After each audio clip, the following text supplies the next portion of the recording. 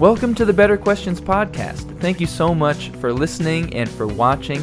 And on this episode, we actually have Aundi Kolber on the podcast. We were so excited to sit down and talk with her about mental health and the church. And this is a better conversation on mental health and the church. And it is amazing stuff. Like, I don't want to overhype it. I think you should just get into the conversation and hear it for yourself. But like, I'm just still kind of reeling and excited from the conversation we had. Yeah, and I'm just pointing out that so far, Dan and I are 2 for 2 on fascinating conversations when Andrew is not present. But Aundi is a licensed professional counselor, a writer, and a speaker in Castle Rock, Colorado. She's passionate about the integration of faith and psychology and its significance for the church today, which we got to talk about some in this podcast.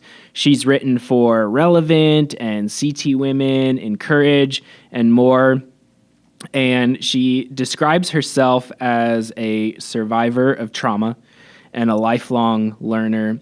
And she seeks to bring her knowledge around the work of change and the power of redemption and the beauty of experiencing God in our pain.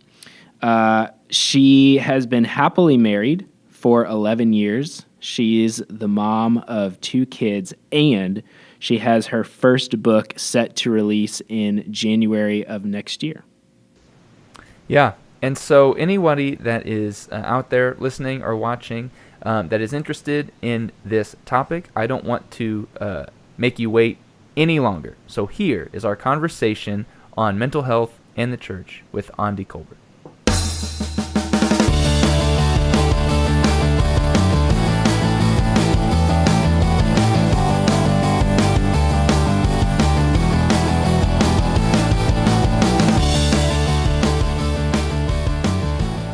Well, Aundi, thanks so much for joining us today. Would you mind just telling us a little bit about yourself and what got you interested in working with trauma in the first place? Yeah. So I am a licensed therapist in Castle Rock, Colorado, and also a writer and a speaker. I've been a therapist for, nearly 12 years. And a lot of times I say that I'm a trauma-informed therapist, and I do very specifically work with trauma, but I really work with people on a whole spectrum of issues where someone might consider that, maybe they're very high functioning. But the trauma-informed lens is really important because really what that means is that I'm considering how our body operates and functions, and especially our nervous system. And because that's really where trauma is rooted. And so even though someone might not be dealing with, I know we'll probably talk about this, but like full-on PTSD, they might be having some other things going on that are rooted in their nervous system. And so I have found that to be such an important lens, no matter who I'm working with. And so, it could be something like mild anxiety and transitions to all the way, complex PTSD, or other complicated issues. So for me, I really came to this place in terms of my work as a therapist where I found talk therapy wasn't getting it done. I found a lot of people were really stuck. And that got me, it reflected my own experience where I sort of felt like I could only go so far. And so it really was in becoming more curious about how our bodies work that really opened me up to kind of this other lens. Well, I know we'll talk about this more as we go, but it seems like when it comes to trauma especially, there's just a lot of stigma and a lot of misinformation. And so I'm curious if maybe even before we get too far into this conversation, we could just take a second to define terms. So how would you explain what trauma is? So I would say trauma in its essence is anything that overwhelms our coping skills and our nervous system. And because it does that, it doesn't fully process through our body, and therefore it becomes stuck. The goal of trauma therapy and any type of trauma therapy is really integration. And so when something is stuck, it means that it is not fully connected to our whole body and brain. And therefore, when it gets, maybe people are familiar with this term, but activated or triggered, the thing comes back up almost exactly like when it was experienced. And the reason it does that is because it hasn't had a chance to process like a normal memory. And so this then brings us to the difference between maybe PTSD versus what would be considered little t trauma. And so like PTSD is really when someone has experienced or witnessed something that threatens their life, or a sexual or type of violence, something that is where someone is sort of fearing that they may basically lose their life. That's how it's defined. And with that comes things like flashbacks and intrusive thoughts, hypervigilance. Whereas little t trauma really goes back to what I was just saying, which is any emotional disturbance that doesn't fully get processed in our body. And it's worth noting, and we'll probably get into this more, that a lot of this is about the perception of the person in terms of how disturbing the thing felt. So what might be more disturbing for someone standing right next to me, someone says something, and that might really bring up a little t trauma, and they don't have the tools to work it through. Whereas for me, I may or may not experience it that same way, depending on my coping skills, my resilience, the family of origin I was brought up in. So I think it's important to note that perception is a really big part of that, and really how our body experiences and has the support to process what we're going through. That's awesome. Thank you so much.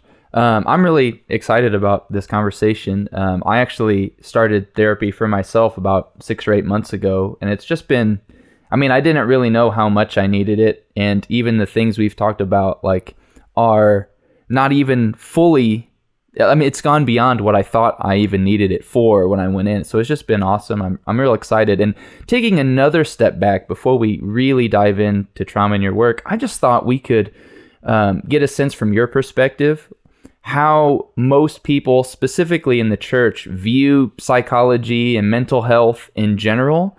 And maybe are there any misguided views or even misguided questions, misguided assumptions that people in the church have about mental health and self-care and psychology?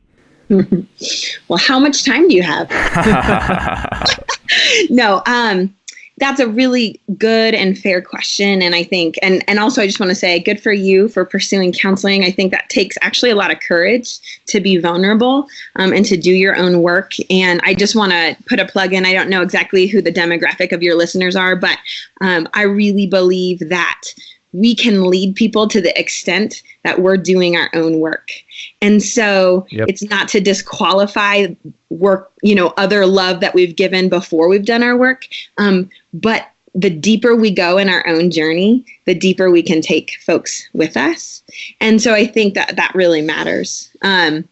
So to your question about those misguided views and how people perceive it, it's an interesting intersection for me as a professional therapist who's really integrates psychology very much. I work right alongside secular counselors and therapists, and very much respect so many. There's been some cutting edge, really helpful research and evidence-based work that's been done around neuroscience, interpersonal neurobiology, somatic psychology, that's really come up in the last 10 years.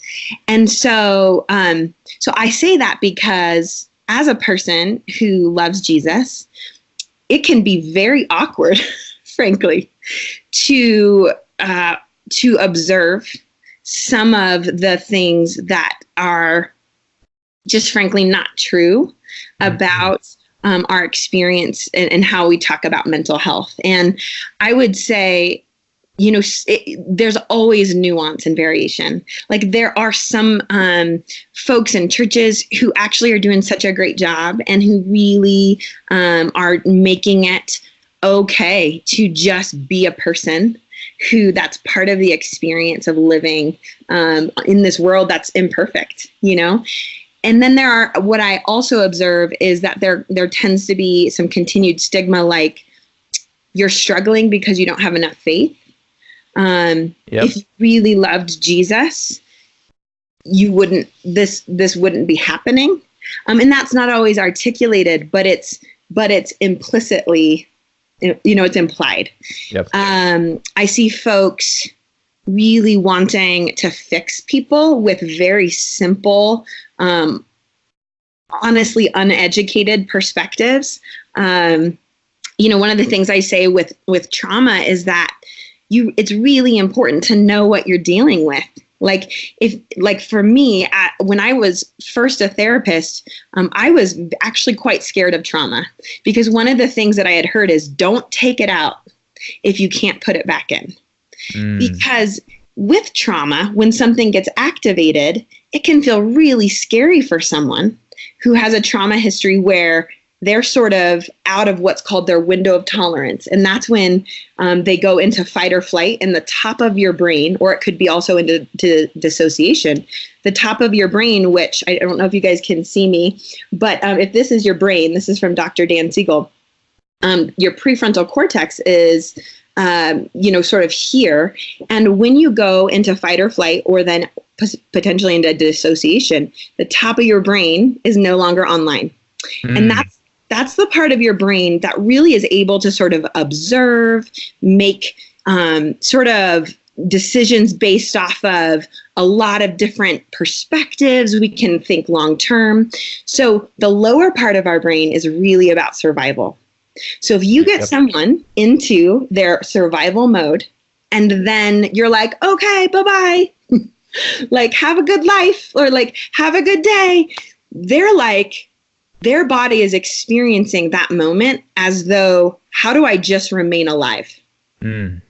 So people don't necessarily make great decisions from that place, And so we have to know how to get people reintegrated so that they can sort of be able to come from their whole self. So all that to say, coming back to the original question, I would just say that there's a lot of misinformation. There's folks who want to fix complicated things with Band-Aid answers.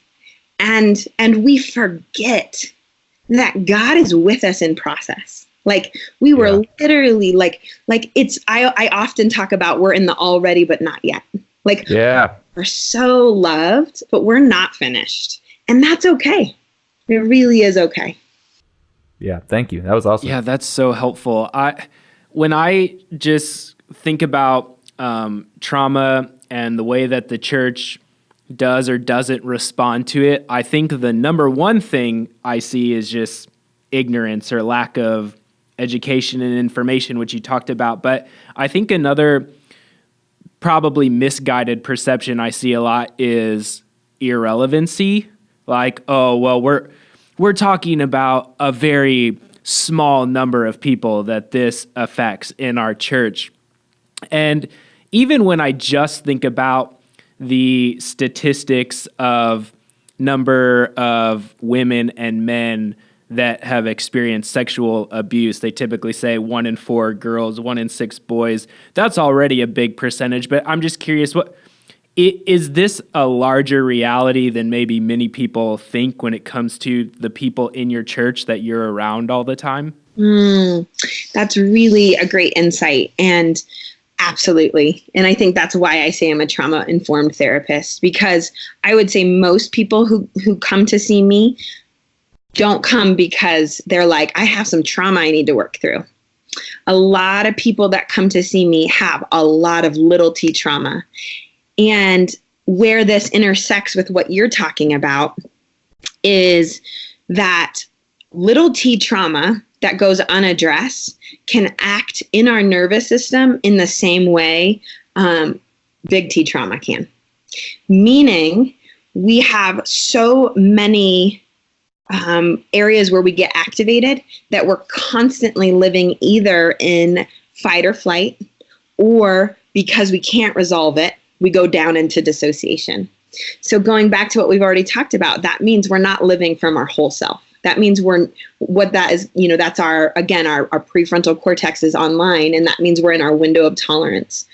And so this is a really big deal, like a really big deal, because this has so many implications for how we parent our children, how we interact with other people, our ability, like we are made for connection. And so when we're out of our window of tolerance, we're not in a place where we can connect, because again, safety and survival is the priority. And so the thing I would then add is both, I would say, as a bigger culture, and then I would say in Christian culture in general, emotions are seen as a liability.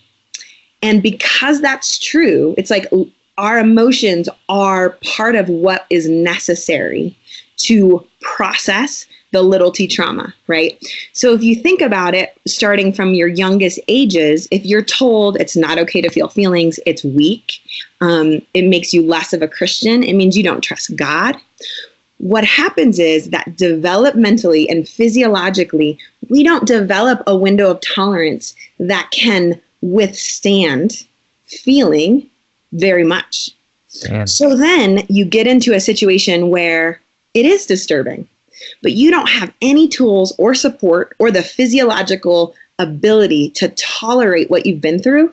And that will more than likely become either little t trauma or big T trauma. Well, and it sounds like what you're saying too is you don't even have the language to express what you're experiencing or what's happening to you to even know what steps you're supposed to take to get help. Yeah, absolutely. I mean, we absolutely don't have great language for this in the church. What I see is that a lot of folks really work to disconnect themselves from their physical and emotional experience as a way to cope with how uncomfortable it feels to have these experiences. And what's so heartbreaking for me as a person who understands the physiology is that is what creates the trauma. Like that disconnection is at the core of what creates trauma. And so it's hard because, in this life, we will always have hard things. There's no way for us to walk around with enough bubble wrap that we won't experience hardship, know? But what we can do is learn to emotionally regulate, to learn that it's okay to need people. It's okay to need professional help. And that then allows us to become resilient in the face of hard things. Like, difficult experiences don't have to become trauma. And that's a really big deal. It's a really big deal because it can literally change the course of your life and the course of like your kid's life. Because this is how we live out of our trauma affects the nervous systems of everyone we're around, especially our kiddos, because they're even more malleable. So it's really significant. Yeah.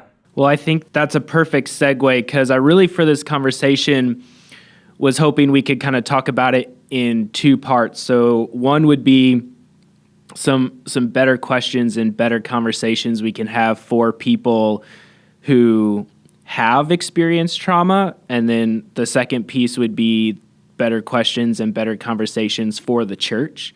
So when it comes to those who have experienced trauma, what are some of the more misguided ways you see Christians try to go about healing from their own trauma? Yeah, I mean, I think the first thing is that people are really quick to, again, sort of internalize, like, if I'm struggling, it's because I'm bad. I must, man, if I could just add one more prayer time, or if I just confessed this sin, which more than likely I would bet you money that's, it's not that they're not confessing sin. They're like, I would say most people are like, God, what else do you want from me? Like, how else can I be connected to you? And the issue is that, taking a note from your podcast, it's like, that's the wrong question to be asking. This is not about you being bad. It's not about God not loving you. It's about the fact that your body is experiencing a physiological response to something that's felt terrifying. Yep. And if we can't begin to integrate the fact that our bodies are such a huge part of what it means to be human, like, we won't get unstuck. Like, it is so integrated. So I would just say, really, if you're a person who's experienced what you think might qualify as any type of trauma, one of the things that I always love to invite people to do is just to become curious. And curiosity is a great place because it allows us to be a little bit less judgmental.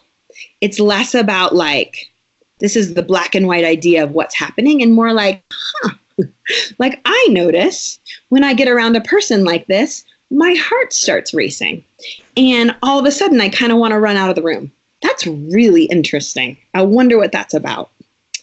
And if we can begin to be just curious with that, again, rather than being like, oh, I'm such a bad person because I can't stand being in the same room as that person, right? That takes us automatically into this very limited, very, can feel very scary, just kind of stuck in that survival mode. That then can be a bridge to say, I wonder if I should talk to a professional about that, because that's kind of that's interesting, And the other thing I would just want to share is that, God is crazy about you and grieves for the pain that you're experiencing, like, is not happy that you would be experiencing such heartache or grief or feeling so stuck in a cycle of anxiety. And so those, I think, sometimes can just be a good bridge to know that, like, it's not about white knuckling it. In fact, sometimes we need to do the opposite.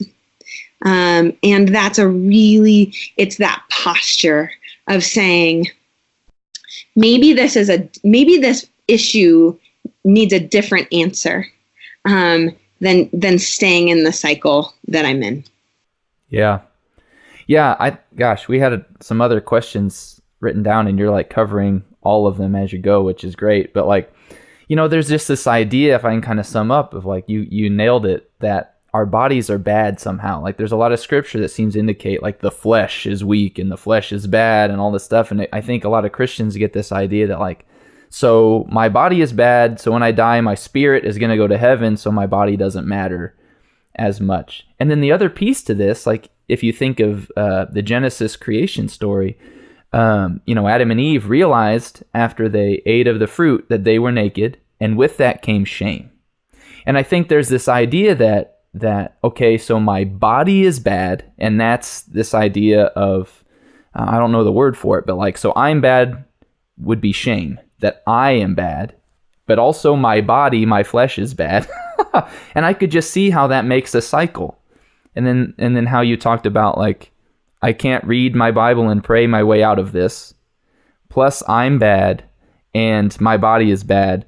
So it's like, how do you get out of that cycle? When do you know that it's time to get professional help? And then how do you find a good counselor that can just help you get out of those three, like, my spiritual side is bad, it's not fixing it, my body is bad, and I am bad?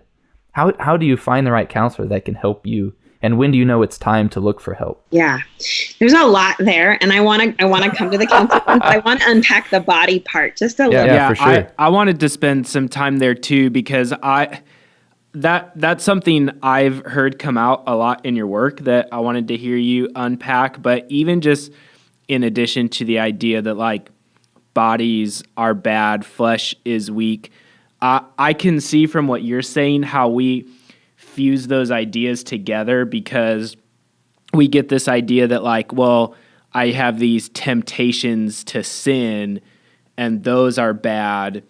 And I could see how that gets fused with something like, oh, well, my desire to run out of the room when I'm around this person is bad, so it's not something I should be curious about and listen to. It's something I should push down and try to fight against. And so what do you see that Scripture actually says about bodies, and how does that inform the way you talk about trauma and healing? Yeah. And I would say, I do think that this is a really nuanced conversation, and I don't think that I can answer every part of like what every verse around how, the badness of the flesh, like there's a lot there. But what I would say for me, the leading sort of hermeneutic, if you will, is Jesus. And for me, it is, I think that we can talk about how Scripture talks about our bodies. But first, I think it's really important to look at some of the really important points that Jesus, that the Word became flesh and moved into the neighborhood, that, what a significance that Jesus chose to come as a person in humanity. And I think we sometimes we're like, oh yeah, that's nice. Next thing. But if you think about it, I'm like, God could have just done this any way he wanted. And I mean, there's so many ways Jesus could have come. We could talk about the Gnostic heresy that says that the spirit is good and the flesh is bad, which was ultimately essentially, vetoed and put down. And I think... Yeah, Paul spends a lot of time writing against that idea. Mm-hmm. Yep. Yeah. So, I mean, for me, one of the leading things is really about the model of who Jesus is and how he lived. Like Jesus set boundaries. He took naps. He wept. He was honest about his needs. He had preferences. So, I mean, I think for us, part of where we have to start is say, there is a significance in the fact that Jesus took on this flesh and that he's showing us that there's a sacredness to that, and that he could have just come as a spirit. He really could have.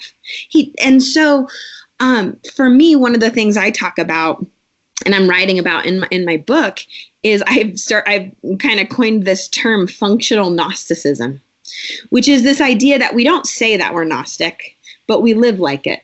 Yeah. We say, like Jesus came as a man and he died and he lived in a body and he all these things about Jesus's humanity. But then we look at our own humanity and we quite literally disconnect from it. We make ourselves so much less than who we were made to be. We choose to not live in the bodies that God has given us. And I really believe that Jesus has given us an invitation to say, he showed us the best way to be human in our bodies. It is really this robust idea of we don't become more like Jesus by denying our body, but by fully living in it. Yep. And really honoring it. And so to your question about other parts of Scripture, I think about the fact that we were intricately formed. Psalm 139, I think about how our body is a temple. What does that mean? That's not that's not abstract. That's not, it kind of is abstract, but it's there's a physical concreteness to the fact that something's a temple. Yeah. So we're the Imago Dei. That we just, there's the essence of our maker in us. And so for me personally, knowing what I know about trauma, it's frankly this beautiful puzzle that fits together, because I'm the way we process difficult and disturbing things is actually by living in our bodies. Mm-hmm. And it's not a coincidence that Jesus invites us to live in our bodies. Yeah, that's awesome. I feel like over and over in Jesus' teaching, he's always taking concrete physical things and then equating spiritual truth to it. We even do communion.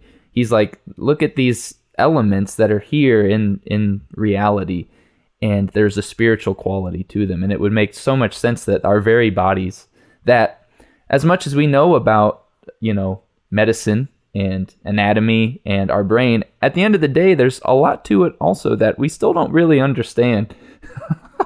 Like how we are conscious beings, and so it's just beautiful what you're saying, how we need to maybe look back in at our own physical bodies and how there could be physical practices we could do that then can lead back to like connecting us back to our mind in a way. It's just awesome.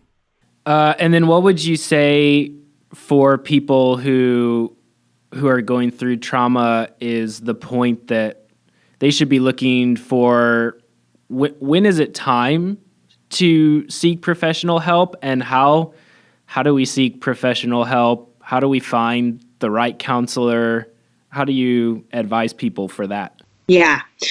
Well, so the first thing, I just actually tweeted about this morning, but because people ask me this a lot, like, is my issue bad enough to need counseling? Like, really, people really do, because there's this feeling where, there's all these different questions, but, I think we have this idea, like, I'm not really there, like we tiptoe around this. And again, I think part of it comes with our perceived stigma of mental health, that like you have to reach a threshold at which you're bad enough, like, ooh, now I need it.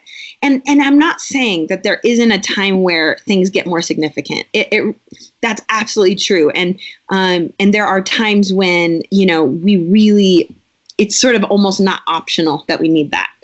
But what I would say is, first of all, if you're listening and you're just wondering at all, I would encourage you to check out counseling, because preventative work, man, what you can get done in 6 sessions can feel so much more, really kind of get you on the right track and give you some skills and things like that, versus maybe you get to a place where you're really in crisis, and it could be a lot more long term.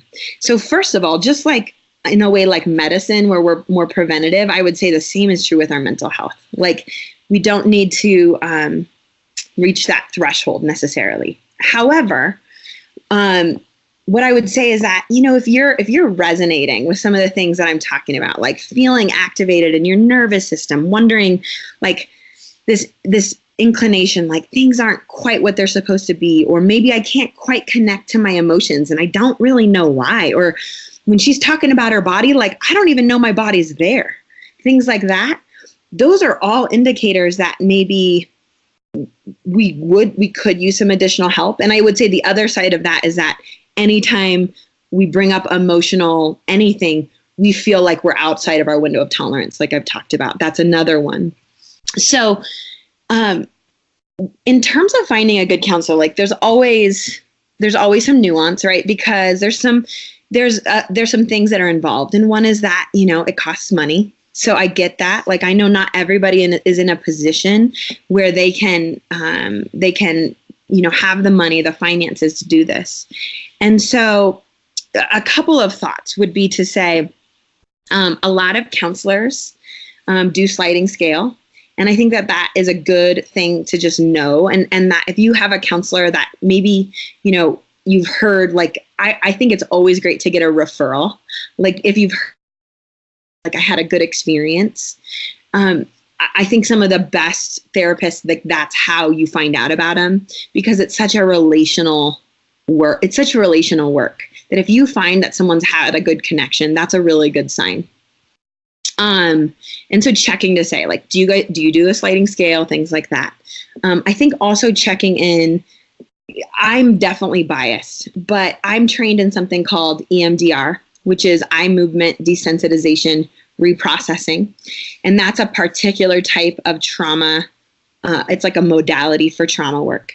And I think something like that, or another one called somatic experiencing, which is a very body-based type of therapy, that if you are connecting with the things I'm talking about, finding a therapist that has a good handle on those, has experience with those, is a good thing to look for.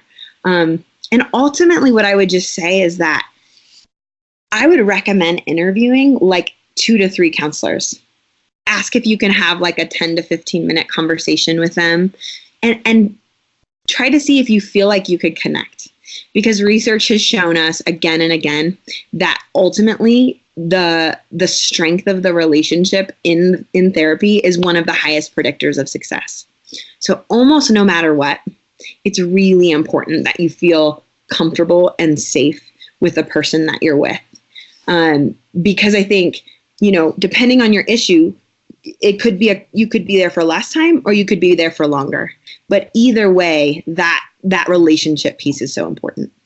Yeah, if I could just, speak to my own experience in case it might help somebody. I think there have been a few years where I was in the back of my mind thinking like, I'm approaching 30 years old and I just feel like it's a good idea to just get counseling. I didn't have like anything specific. It was just kind of like, I've just heard all this good stuff about it and maybe it's worth checking out. And it wasn't until like something more serious happened that it like propelled me through the door. But once I was like ready to look for a counselor, something that really was hindering me was the money piece, and you spoke to. And actually, I found out just through processing this with some coworkers that the church I worked at was willing to pay for the first 3 sessions. And so that might be something to look into for any of our listeners. Like if something to just ask, your employer may very well be willing, or even your insurance, to cover the cost of the first few sessions. And that really helped because I had 3 sessions without that burden or that excuse to really see what was under the hood, so to speak, like to just kind of, get an idea. And it was like I just kind of lucked out. I also picked one that was in my insurance network and that had some referrals. And I just lucked out on a great counselor the first time. But it was just really eye-opening in those first 3 sessions, like really showed me, oh, this is something I'm going to have to really work on for more long-term. And I wouldn't have known that. And I may not have even took the step had I not had that from my employer. So that's definitely something to look into. Yeah, absolutely. Those are great points. Well, these have been some really helpful insights. And before we move into this section on the church, I just wanted to ask you one more question for those who have experienced trauma, especially just having heard a little bit of your story and background from some other places. I know when people experience trauma, especially I get this as a pastor, one of the biggest questions they want to know is why. And I think that that's a question that we never can truly answer, but I am curious, regardless of what answer we ever do or don't get to the why, what would you say to the question, how can we experience Jesus through the pain and through the healing process? Yeah, I think this is going to look a little different for everybody, and I think one of the big things that's going to affect that is really our attachment style. And I won't go all into that right now, just based off of, time and things. But I'll say this, that if we have grown up in families where we didn't experience what's called good enough parenting. So if we didn't experience caregivers that were attuned to us, like not just physically, but especially emotionally. It's like when you went through pain, when you were hurting, when you had feelings. What's interesting is that we almost certainly will project that attachment style onto other relationships and even and especially our relationship with God. And so, just as like a personal disclosure, like growing up in my family, I experienced a good amount of essentially like developmental trauma. And I had an attachment style that was essentially called anxious ambivalent. And what that means is that I would experience God as like a parent who was pretty much always angry with me, but like I wanted to like please. And so what that did in my experience was it made me try really hard, made me white knuckle it a lot. But it was very hard to just connect to the love that I know that God has always had for me. And it really required the relational healing. And for me, that happened to come partly through therapy and also in like a safe connection with my husband. And that can happen in other ways. But in doing that is really what allowed me to experience, like, as my attachment style healed, I could experience God in maybe the holistic way of how God had always seen me. And so I share that because I'm willing to bet, we know that only something like 55% of Americans have a safe attachment style, and then the other folks have most likely insecure attachment style. So I'm guessing that someone who's listening most likely resonates with this idea that in their head, they know that God loves them, but in their body, they don't know that yet. And so I just would first want to say it's okay. And it's not to say that that makes it less true, but it doesn't mean necessarily that that's about faith. A lot of times that's about our emotional narrative that we've been given as kiddos. And we really need to honor that. We need to honor that, and that can definitely heal. And God is so present with us in that. But I would just encourage you to be patient and to recognize that, don't be discouraged if things don't change right away, but continue to be curious about where God is showing up in your life. And I think, just in a really tangible way, doing practices like breath prayer or centering prayer, things that are really less about doing and more about being. Well, first of all, they integrate our prefrontal cortex, which we know is really important. And it also allows us this sense of there's all these points of connection. It's like God's just with us, right? Emmanuel, God with us. And I think in having some of those experiences, those can be building blocks to experience God as not the parent who's over there like, I can't wait for you to just finish this so I can love you. Or the God who's like, frankly, I don't really care. Or even the God who's like, I can't wait to punish you, right? Yep. It's this reorienting as the fact that God is with us right here in this moment, loving you, loving us.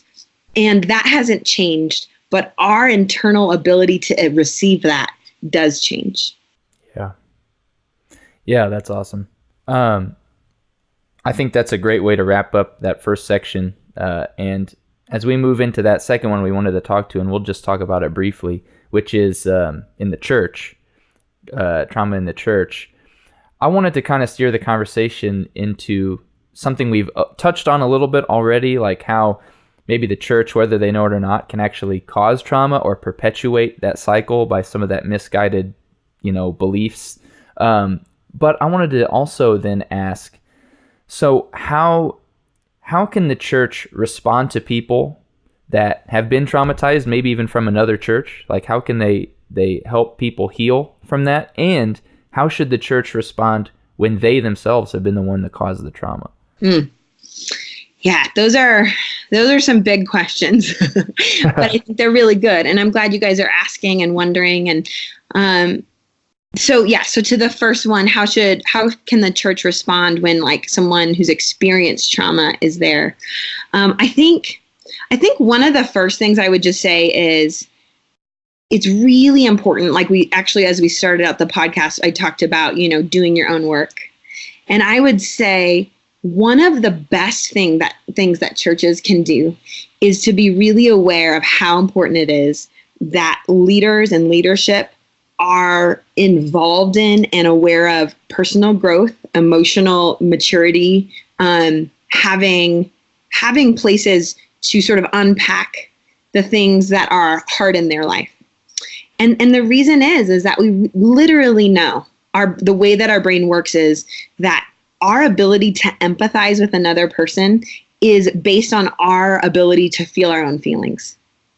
So if we are blocked, if we are disconnected, if we have a lot of trauma and maybe it's just not tolerable to feel our feelings, what that means is we literally cut ourselves off from the ability to connect with people who are coming in places of high vulnerability.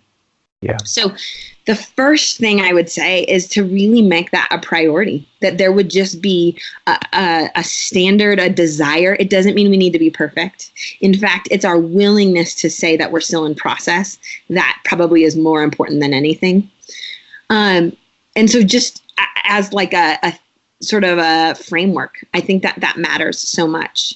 And then I think the other parts are recognizing, just like the piece around even like really simple trauma-informed perspectives of understanding, like, what does fight or flight mean? What does dissociation mean?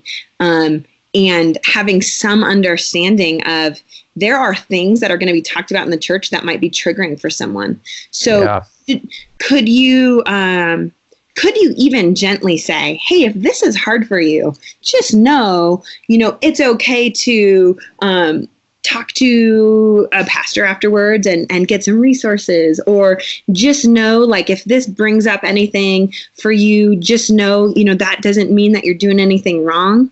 And that, just like do what you need to do to make sure that you can take care of yourself. So even some of those types of disclaimers can really make churches feel so much more safe. Mm-hmm. So those would be a few that I would say for that first one. If I kind of take that even further, though, what would you recommend for churches as a response, like when they themselves have caused that trauma? Because I've come to find out the longer I've been a pastor, I shared a story the other day about a message that I received not too long ago from a student I had in a previous ministry that recalled a conversation we had in my office that caused some trauma for them to work through. And I didn't even know that had happened, like that it made them feel that way until all these years later when they told me. And so sometimes in the church, we even unintentionally cause trauma. And when that is brought to our attention, what is the best way for us to respond? Yeah, I mean, I think this is a really important question, partly because, there's a lot going on in the church. And I think partly it's not that it wasn't going on before, but it's becoming more, people are seeing it, like it's becoming more brought to light. And so I think these are important conversations of like, what does a reparation look like? What does a repair look like? Right. I think about this from a parenting perspective. And this is kind of interesting because, so I talked about that attachment style, right? All of us have a different attachment style. And in general, we either have a secure attachment style or we have an insecure attachment style. And there are different categories of the insecure. But one of the things that is notable about a secure attachment style that we are given in childhood, it's not that the parent is perfect, but that they repair what they have wounded, right? So and again, like, we don't always know when we've wounded, but like to the extent that it's possible, we see that, like, oh, I hurt your feelings, or I overreacted, or I was really anxious, so you were in pain and I didn't respond. Those things that we can come back to later and say, honey, I am so sorry. I was so distracted. Like, I love you, and what's going on matters, and can I have a hug, and whatever we need to do to repair that relationship. And so I bring that up because at its essence, church is a lot about relationship, and I think the reality is that we're people and we're imperfect and we will mess up. Like we just will.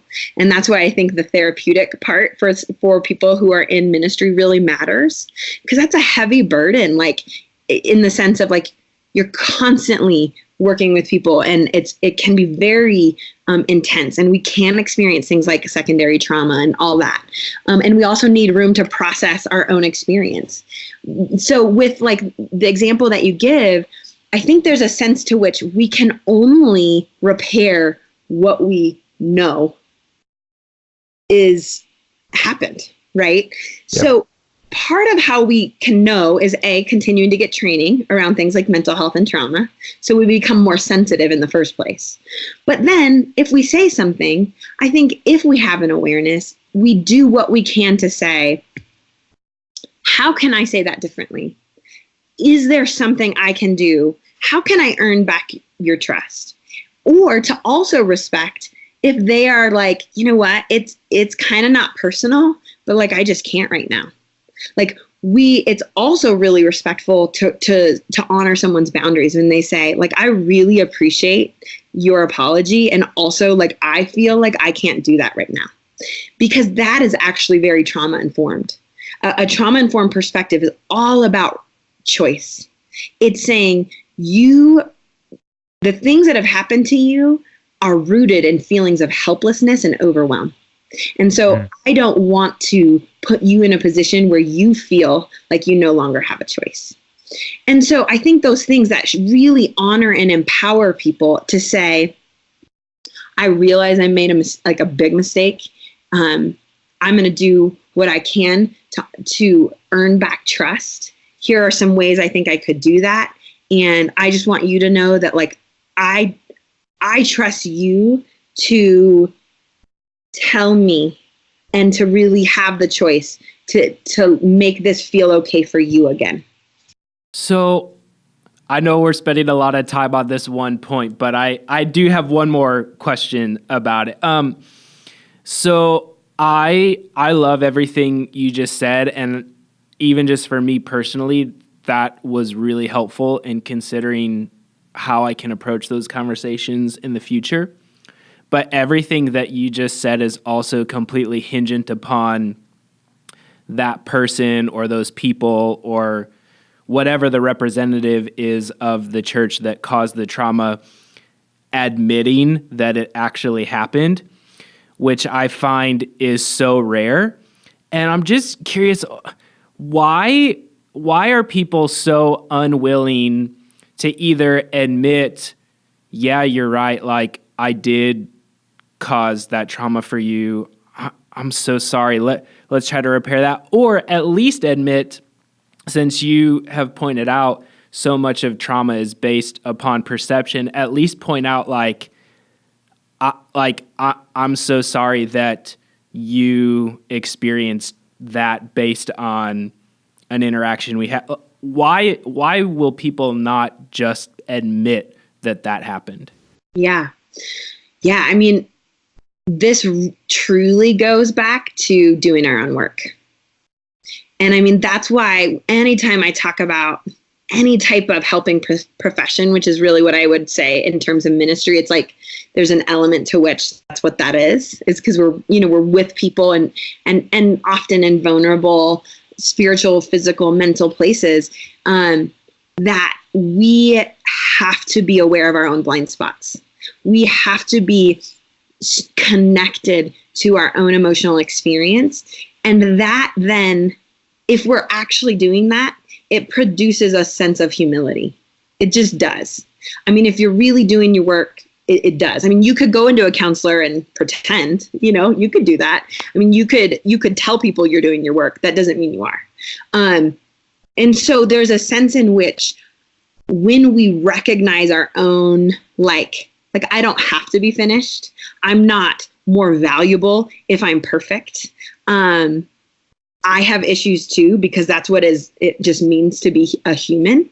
It's easier then to be like, oh, you're right. I did mess up. And it doesn't mean that that's not hard, or very likely can produce shame for the person who is getting the feedback, which again, it's like, that's why folks in ministry, it's important to have support, like to go and talk with a counselor and be able to say, someone gave me this feedback and my response is that I am bad, that I am, and what that makes me want to do is be defensive. And because with shame, what we do is we either offload it through blame, or we just essentially internalize it and we get stuck, or we get the resources and the support to move through it. And so really only one of those is healthy, right? And so in order to move through it, we can't do that alone. We need support to say, like, whoa, like that brought up me feeling like I was 9 and I messed up, and I'm a little kid right now who feels like they're not good enough, and so you see how these are all connected, right? Like you can't do it in isolation. It's just not possible. I wish that all 7 billion people on our planet could just hear that and experience what it's like to be able to process through that and have that perspective. I think, gosh, so many of our arguments and fights and misunderstandings and miscommunications could just be helped if we really understood, oh, I'm being defensive right now because you hit a wound that you didn't even realize you hit, that I don't even realize I had, But so as we begin to close, I just wanted to ask a little bit if you could just maybe even dream for a second. I don't even know if you've ever seen what I'm going to ask even happen in a church, but we know that Jesus is a great physician.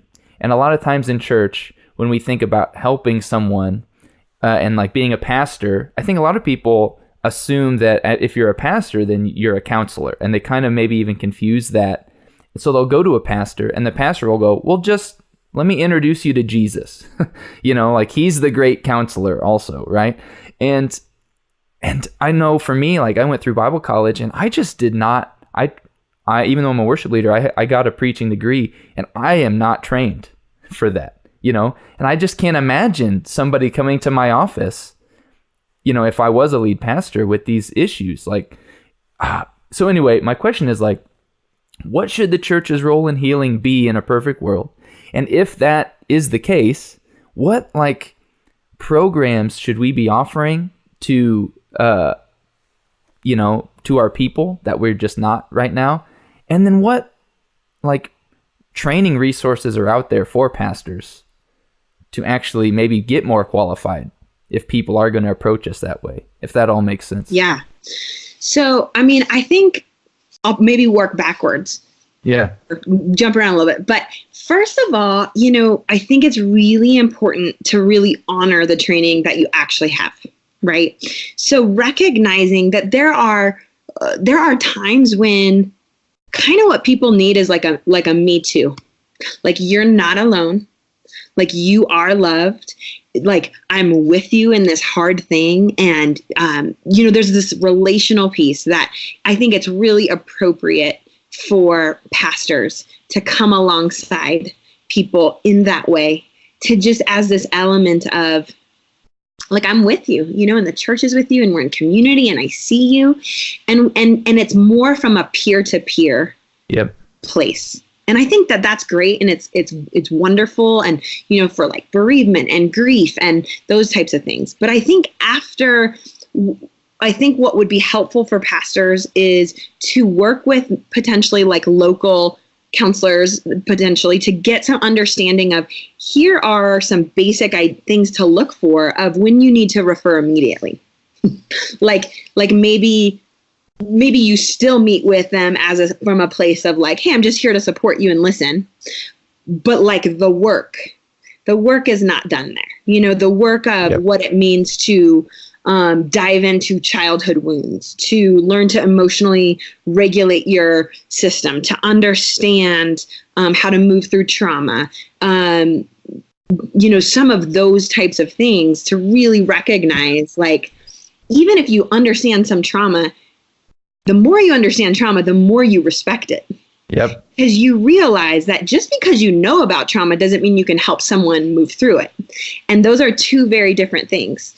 A trauma-informed perspective really just allows us to give people the freedom to stay in their window of tolerance and have more choice.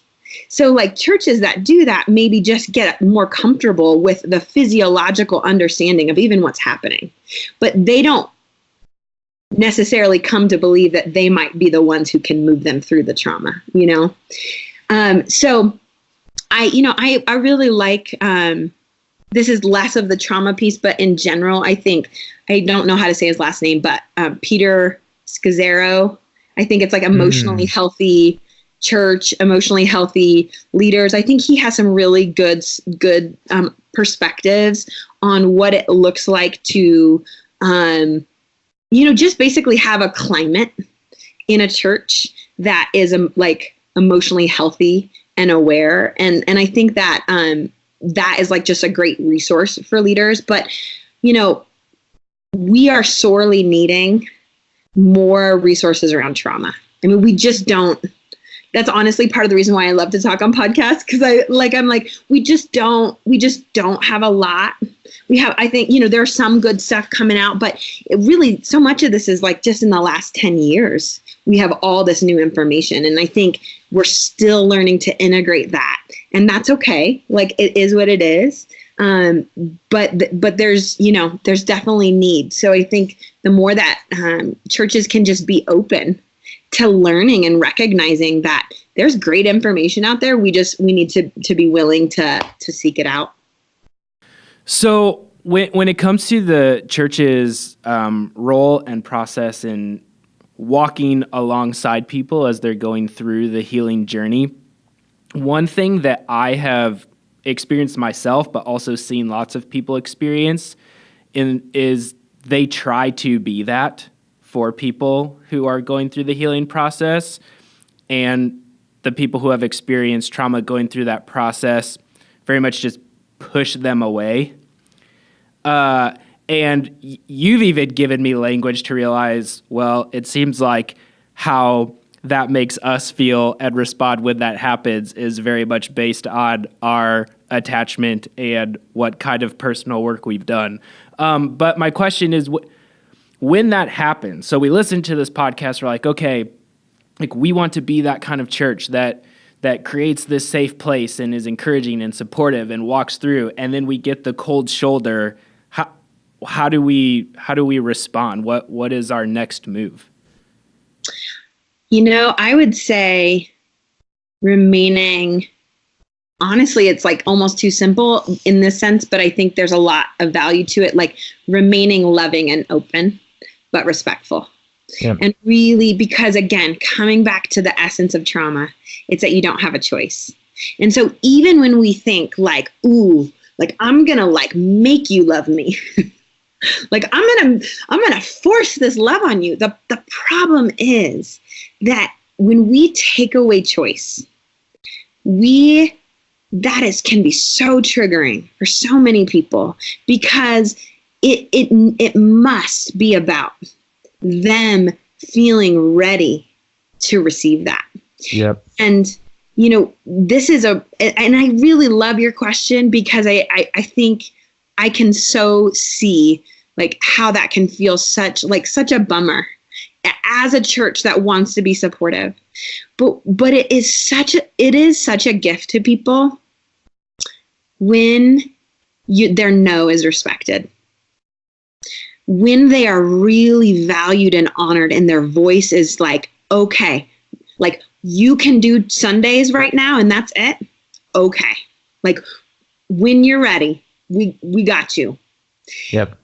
And, for me, from the therapy side, what I see is that like people will go as far as in therapy as they're ready to do. Like resistance in therapy plays a role. And the role that it plays is that some part of them is saying, I don't feel safe yet. And so I would just offer that to you as an idea in the church, is that when someone says, ooh, too much, it's because you could be doing everything right. And that there's a sense in which it's just not about you. It's about their needing to pace themselves, like their narrative that they were given that told them they don't have choices, and that they now need to say, thank you so much, but no. Like, this is how I need to do this. And what you might find is that as you really honor those things, people can inch their way in. They can find their ways to say, you know what, like, yeah, like I want to start coming to this thing on Wednesday night, but I'm going to sit by the door if that's okay. And when we say, you bet, you sit by the door, like, and if you stay for 15 minutes, so glad you're here. Thank you so much for coming. And that's it. So I think that that's a framework. That's a very trauma-informed framework, because it says, rather than like, if you're committed, like, you're here 4 days a week, you're a part of every single group, and it's like, people are like, whoa, I just like, thank you, but I can't. And so what it does is it makes it a little bit more nuanced and it can feel a little safer.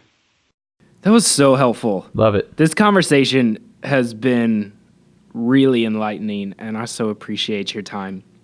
If our listeners want to find more from you, more of your work, where do they go? How can they go about that? Yeah, so I have a website, and I actually made a special page just for your listeners that I put some resources on, and you can sign up there for my newsletter and some other updates. And so it's bravelyimperfect.com/askbetterquestions. So yeah, if you go to that, sign up for my newsletter. I just did a whole video. I'm kind of experimenting with some new things, but I did a whole video on YouTube, and it's about like how to ground yourself. And what that means is like, basically, how do we get back into our window of tolerance? So that, we kind of, as we talked about that throughout the video and throughout the podcast, that might be a good resource. So I'd love for you guys to go there and sign up. Awesome. And do you want to talk about your book coming out? Yeah, you have a book coming out at the beginning of next year. Can you give us a sneak peek? Yes. Well, yes, I can. So I'm in this space where we're like almost announcing my title. So I can't announce the title yet, which is so hard because I just want to talk about it. But the working title, which is going to be different, but it's called Becoming Whole. And it's basically about how do we honor the needs that God has given us and stop white knuckling it. And so it's really through this trauma-informed lens that we've been talking about throughout the podcast, and like, how do we try differently? Like, so many of us get stuck into this rut of like, if I pray hard and if I do all this stuff, and it's just, we find that it just doesn't work. And that's kind of my story. I'm a survivor of complex trauma and kind of grew up white knuckling it. And I got to a point where I couldn't do it anymore. And that created a really big change in the trajectory of my life. So it's a little bit of all those things. That's awesome. And that gets released January? That comes out January of 2020. So we're still a little ways out.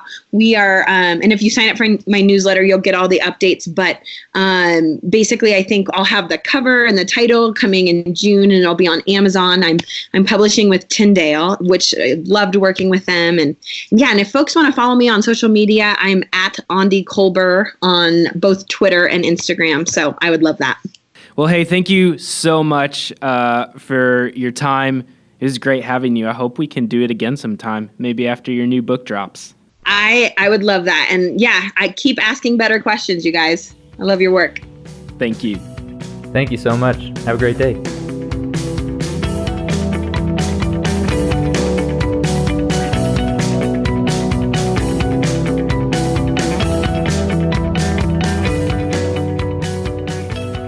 Well, thanks for listening to our Better Conversation on mental health and the church with Aundi Kolber. Man, that was such good stuff. I hope that you were as encouraged and inspired and learned as much as we did. Yeah, and again, as somebody that is in therapy myself right now, a lot of this stuff wasn't brand new to me, but I think if it like blew your mind like it has me when I've been in counseling situations, like I would just encourage you to continue to look for those resources that we mentioned and maybe investigate if counseling could be for you. And wanted to remind you about the resource that Aundi put on her website, bravelyimperfect.com/askbetterquestions. Please check that out. Join her mailing list. Get all the information about her book as it comes out. I am so excited to read that when it drops in January. And this stuff is so important. Seriously, we need to be asking better questions and having better conversations surrounding this, because our mental health is so important, to integrate our mind with our body, with our spirit, to be a whole complete human being, I think is so important. It's something Jesus really cares about, and it's something we shouldn't keep putting off any longer. So please check those things out. As always, don't forget you can like us on Facebook, follow us on Instagram.